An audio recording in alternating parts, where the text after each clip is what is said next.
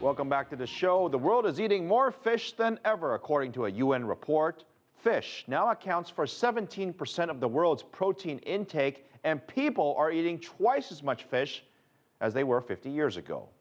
With demand now higher than ever, over a third of the wild population is overfished. And that's given rise to a need for fish farms, which claim a rapidly growing share of global fish production.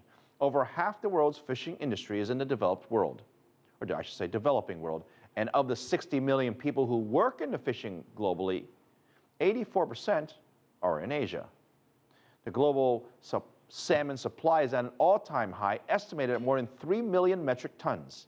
But prices are also at a record high too. Casquejo explains why. At Seattle's world-famous Pike Place Market, salmon fly to the delight of tourists. Its prices sometimes have the opposite effect. The wild salmon sold here is typically more expensive than farmed salmon, but even the manager has noticed changes in his customer base. They see the price, and a lot of our locals don't buy the salmon anymore because it's just, it is priced so high sometimes. Farmed Atlantic salmon makes up nearly 2/3 of the salmon produced or caught worldwide, and fish meal prices have risen nearly 14% in just 6 months. Chris Anderson is an associate professor of fisheries economics at the University of Washington. You look at the price of feed, fish meal, soybean meal, feed corn, all those prices are going up because the people who are getting wealthier and buying more fish are also buying more beef and pork. And cows and pigs and chickens also eat corn and soybeans. Experts don't expect salmon prices to drop dramatically anytime soon.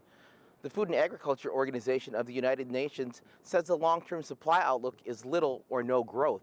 One reason, salmon farms in Chile face tougher environmental restrictions in an attempt to control the spread of disease. Pete Knutson owns a company that specializes in wild-caught salmon.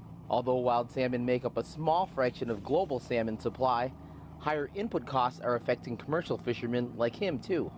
The cost of fossil fuel is not going to go down, and that represents a large chunk of the overhead of anyone harvesting wild salmon. But the news isn't all bad for those who have a taste for salmon. The portion of wild capture salmon that is being filleted and chilled is going up. So when we are buying salmon, we are paying more for it, but particularly on the wild side, we're getting a better product. Whether the pink fish can keep its mass appeal in the face of high prices is the big question that only the market can answer.